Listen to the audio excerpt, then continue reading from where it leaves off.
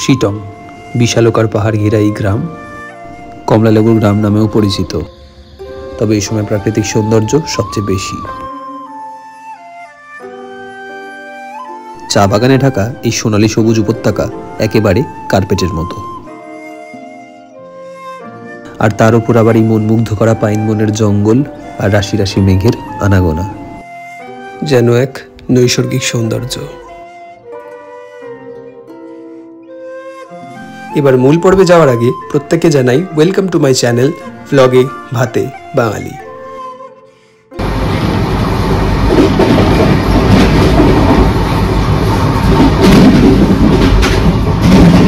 প্রথমে গেছিলাম Kolkata two new Jalpaiguri, তারপর এনজিপি থেকে প্রায় 2 ঘন্টা জার্নি করে আমরা পৌঁছেছিলাম শিটংয়ে। আর আমরা শিটং গিয়ে উঠেছিলাম আমাদের প্রথম হোমস্টে ওয়াক ইন ক্লাউডে। পৌঁছাতে প্রায় মাঝবেলা 12টা 30। ওয়েদারও দারুণ। তখন সবে বারান্দাটা এসে জিরোচ্ছিলাম, হঠাৎ দেখি মেঘের মাঝখান থেকে উঁকি মেরেছে কাঞ্চনজঙ্ঘা। অনেকটা বড় রেঞ্জ, এই সৌন্দর্য ভাষায় প্রকাশ করা যায় না। ইনি হলেন হোমস্টে ওনার কিরণ গুরু। উনি বেশ মিশুকে মানুষ। ওনার কাছ থেকে হোমস্টের কিছু তথ্য জেনে নিই। मेरा नाम है किरण गुरु। ये शिटोंग 3 का सबसे ऊपर होमस्टे है। ये होमस्टे का नाम है वॉक इन क्लाउड होमस्टे। शिटोंग 3 थामदाड़ा बोलता है इसको। तो यहाँ से कंचनजंगा पूरा 360 डिग्री मिलता है, सनसेट मिलता है और सनराइज मिलता है। और तीनों भी मिलने वाला अभी तक ये जगह है। शिटोंग 3 बहुत बड़ा है, तो सबसे ऊपर मेरा है अभी तक। यहाँ का मेरा नंबर है 8389913394। तो सबका वेलकम, नमस्कार, प्रणाम सबका। आइए एक बार यहाँ का व्यू का मजा लीजिए। नमस्कार। এরপর আমাদের হোমস্টেতে আমাদের লাগেজ রেখে আমরা বেরিয়ে পড়েছিলাম কাছাকাছি কয়েকটি সাইট সিনের উদ্দেশ্যে।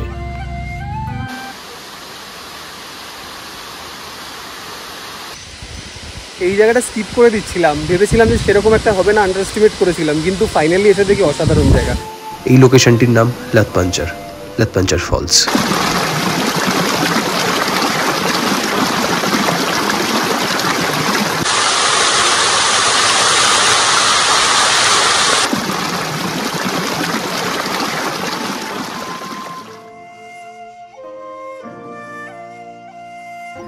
এরপর আমাদের নেক্সট স্পটে যে জায়গাটায় গেছিলাম সেটা গোটা শিটং সহ ভারতবর্ষের সবচেয়ে সুন্দর জায়গাগুলোর মধ্যে একটা, অহলদারা ভিউ পয়েন্ট।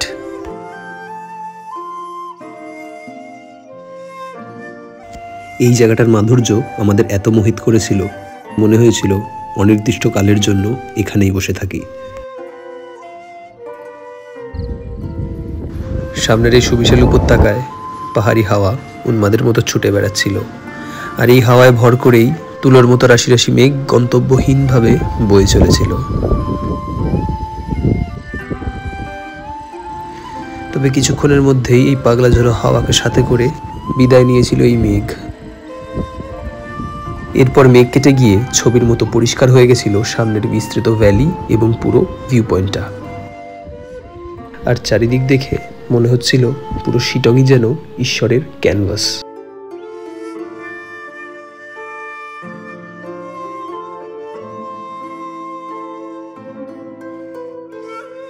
বেজায় খিদে পেয়েছিল, তাই তাড়াতাড়ি চলে গেছিলাম রান্নাঘরের দিকে।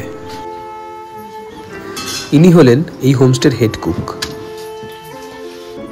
এখানে যারা রান্না করছেন প্রত্যেকেই একই পরিবারের অংশ।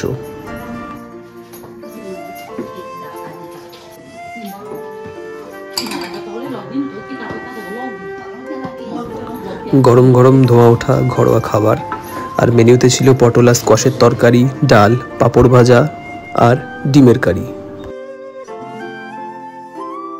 আর সারাদিনের ধকলের জন্য খিদে এত পেয়েছিল, এক প্রকার গোগ্রাসী খাবারগুলো খেয়েছিলাম।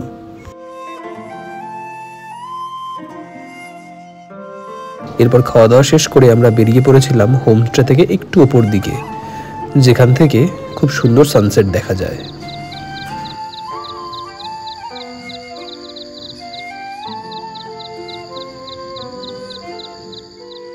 এরপর আমরা সূর্যাস্ত দেখে ফিরে গেছিলাম হোমস্টেতে। পরের দিন সকালে বেশ ভোরবেলায় উঠেছিলাম সূর্যোদয় দেখতে। সূর্যোদয় দেখার পর জঙ্গলের দিকটায় একটু ভ্রমণে বেরিয়েছিলাম।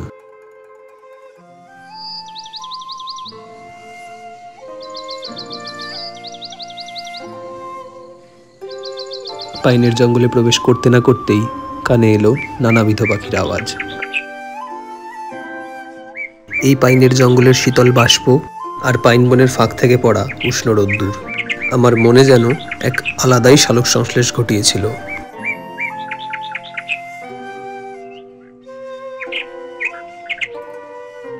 শেষবারের মতো দূষণমুক্ত বাতাস নিয়ে ফিরলাম জঙ্গল থেকে হোমস্টের দিকে। এবার হোমস্টে ছেড়ে দেওয়ার পালা। হোমস্টে ওনারের ফ্যামিলি মেম্বারদের সাথে বসেই আমরা ব্রেকফাস্টটা সেরেছিলাম।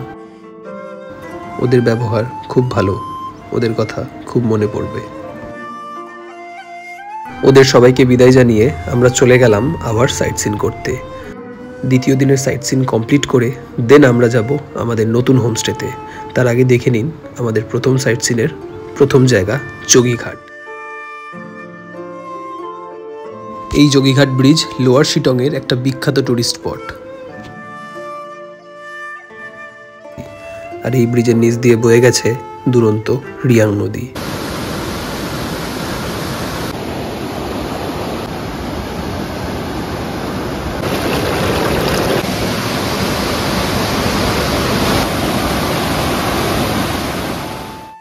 ওপরের ভগ্নদশার যে ফুটব্রিজটি দেখতে পাচ্ছেন সেটা হচ্ছে আসল যোগীঘাট ব্রিজ। নতুন ব্রিজ হওয়ার আগে এটাই ছিল একমাত্র সংযোগ ব্যবস্থা। যোগীঘাট শিটংয়ের বেশ নিচের দিকে, তাই এখানে একটু বেশি গরম, তার উপর রোদ উঠেছিল, তাই এই শীতল জল পেয়ে বেশ ভালোই লাগছিল। এরপর যোগীঘাট ছেড়ে বেরিয়ে পড়লাম নতুন গন্তব্যের দিকে, ওল্ড মনেস্ট্রি। প্রায় 300 বছর পুরনো এই মনেস্ট্রি সারা শিটং বিখ্যাত। এই মনেস্ট্রির রিলিজিয়াস ভ্যালু বাকি মনেস্ট্রির থেকে লোকালদের কাছে অনেক বেশি। কথিত আছে এই মনেস্ট্রির দেওয়ালের প্রত্যেকটা রং, প্রত্যেকটা চিত্র ন্যাচারাল কালার দিয়ে করা। এরপর এই মনেস্ট্রি ছেড়ে চলে গেছিলাম আমাদের সাইট সিনের শেষ গন্তব্য নামথিং পোখরি। এই হনুমান মন্দিরের পেছনেই নামথিং পোখরি লেক এবং তাকে ঘিরে ঘন পাইন ফরেস্ট। জায়গাটি বিরল প্রজাতির স্যালামেন্ডারের জন্য বিখ্যাত। এই যে জায়গাটা দেখতে পাচ্ছেন, এটা হচ্ছে পশ্চিমবঙ্গের সব থেকে বড় স্যালামান্ডার রিজার্ভ। বর্ষাকালে মূলত স্যালামেন্ডাররা এখানে প্রজনন করতে আসে, তবে কদিন ধরে একটু গরম বলে স্যালামেন্ডার স্পট করা যায়নি। স্যালামান্ডার টুকটাক দেখতে পাওয়া যায়, এখন অনেক সংখ্যা কমে গেছে। আর তার কারণ হলো পরিবেশ দূষণ, যদিও সরকার থেকে এখন সংরক্ষণের জন্য যথেষ্ট ব্যবস্থা নেওয়া হচ্ছে। এরপর আমাদের সবকটা সাইট সিন শেষ করে আমরা গেছিলাম আমাদের নতুন হোমস্টের দিকে। আর যাওয়ার পথের প্রাকৃতিক সৌন্দর্যগুলো অভূতপূর্ব। মনে হবে খোলা চোখে কোনো এক স্বপ্ন দেখছি। চা বাগানের মধ্যে দিয়ে এরকম সুন্দর রাস্তা চলে যায় হোমস্টে পর্যন্ত। ওই যে দূরে যে হোমস্টেটি দেখা যাচ্ছে সেটাই ছিল আমাদের নতুন ঠিকানা গুরু হোমস্টে। এই হোমস্টের সামনে এরকম একটি ওয়াচ টাওয়ার করা আছে।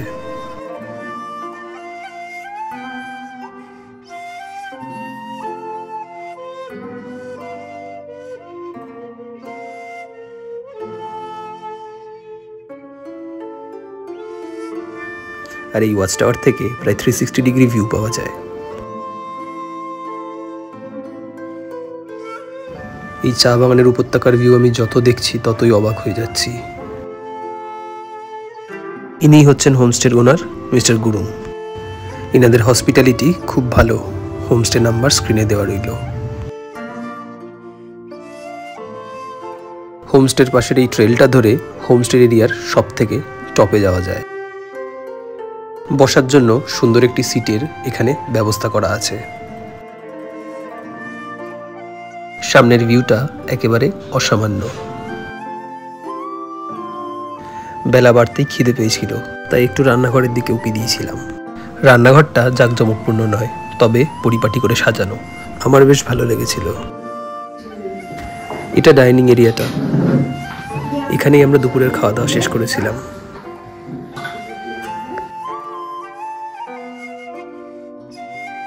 আর এরই মাঝে একরাশ মেঘ এসে পুরো উপত্যকাটাকে ঢেকে দিয়েছিল একেবারে নিমিষের মধ্যে।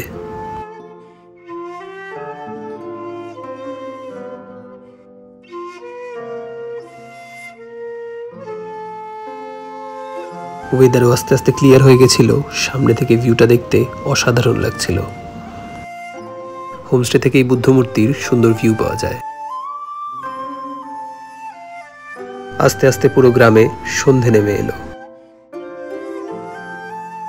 আর আধার বাড়তেই দূরে ওই পাহাড়ের গায়ে টিম টিম করে চোখ মেলে তাকালো গ্রামের আলোগুলো। আর এই মায়াবী পরিবেশকে সাক্ষী রেখেই আমরা শেষ করেছিলাম আমাদের দ্বিতীয় দিন। পরের দিন সকালে উঠে একটু আর্লি ব্রেকফাস্ট করেছিলাম।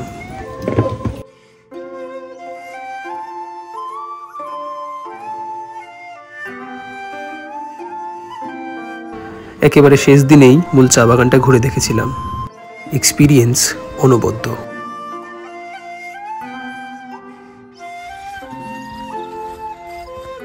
স্বপ্নের এই রাজ্য ছেড়ে এবার বেরিয়ে যাবার পালা। পাহাড় আর মেঘে ঘেরা উপত্যকাকে বিদায় জানিয়ে আমরা পাড়ি দিলাম নিউ জলপাইগুড়ির দিকে। গোটা ট্রিপটায় আমাদের কার সার্ভিস প্রোভাইড করেছিল আমাদের ড্রাইভার সন্দীপ গুরু। ড্রাইভার খুব ভালো, মিশুকে।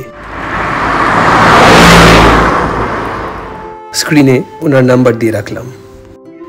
হাতে অনেকটা সময় ছিল, তাই কার্শিয়াং রোড হয়ে আমরা ফিরেছিলাম। ফেরার পথে কয়েকটা সাইট সিন করেছিলাম। তার মধ্যে প্রথম ছিল ডাউহিল স্কুল। এরপর যে জায়গাটা ছিল সেটাকে এশিয়ার one of the most haunted প্লেসের মধ্যে ধরা হয়, আর সেই গা ছমছমে জায়গাটার নাম ডাউহিল ফরেস্ট।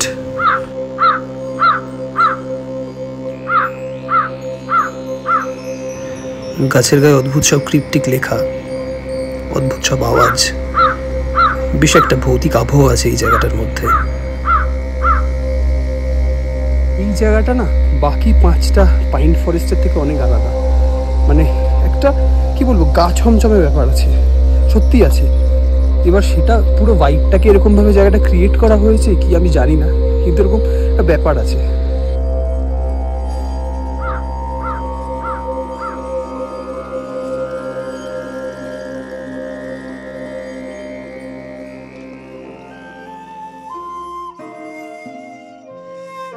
ফাইনালি গিয়ে পৌঁছালাম আমাদের সর্বশেষ পয়েন্ট, কার্শিয়াং ভিউ পয়েন্ট। এই স্পটটার যদিও আরও একটি নাম আছে, তার আগে ওই যে দেখে নিন দূরে দেখা যাচ্ছে হনুমানজির মূর্তি। পাহাড়ের এত উঁচুতে হনুমানজির এরকম বিশালকার মূর্তির জন্যই এই জায়গাটিকে বলা হয় হনুমান টপ। এখান থেকে আরও কিছুক্ষণ কার্শিয়াংয়ের ভিউ এনজয় করেছিলাম। তারপর এনজিপি হয়ে পাড়ি দিয়েছিলাম কলকাতার উদ্দেশ্যে।